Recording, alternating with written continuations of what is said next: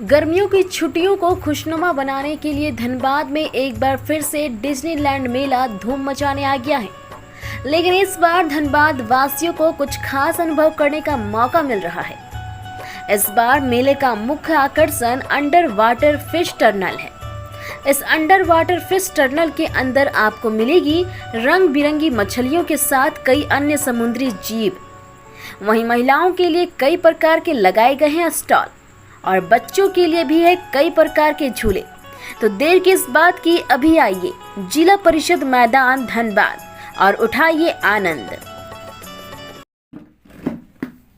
Dhanbad rail मंडल द्वारा वित्तीय वर्ष 2024-25 की पहली तिमाही में अप्रैल से जून तक रिकॉर्ड 48.71 मिलियन टन लदान किया गया। इसमें कोयले का औसत 131.38 रेक की प्रतिदिनी लोडिंग की गई। यह पिछले वित्तीय वर्ष 2023-24 के पहली तिमाही के 46.03 मिलियन टन की तुलना में 5.82% अधिक है।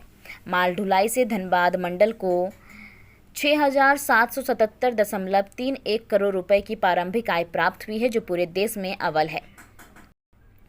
धनबाद रेल मंडल के डीआरएम कमल किशोर सिन्हा ने मीडिया से बात करते हुए बताया कि पिछले वित्तीय वर्ष के समान अवधि की तुलना में 4.86% अधिक है। इस रिकॉर्ड के साथ धनबाद लदान और आय में पूरे भारतीय रेल में पहले स्थान पर है।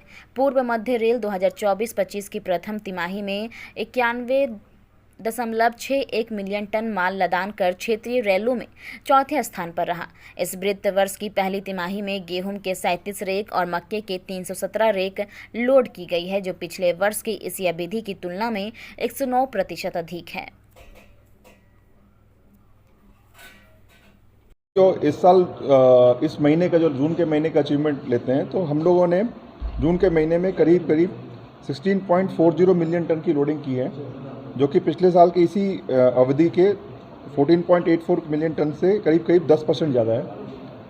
और क्यूमुलेटिव में हम लोगों ने अभी तक जो लोडिंग करी है वो करीब 48.71 मिलियन टन किया है, जो कि इसी अवधि के पिछले साल के से करीब 6% ज़्यादा है।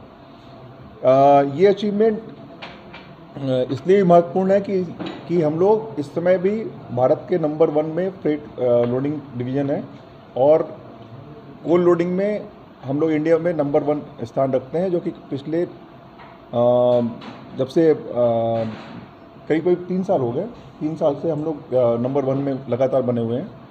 तो एक ही अचीवमेंट आप लोग से शेयर करना था। साथ ही साथ अर्निंग के फ्रंट में भी हम जो इस पीरियड में रहा है, अर्निंग में हम लोग का जो फ्रेट का जो टोटल अर्निंग रहा है वो करीब 2197 करोड़ रहा है, करीब 2200 करोड़ रुपए है, जो कि पिछले साल की इसी अवधि से करीब 10% ज़्यादा है।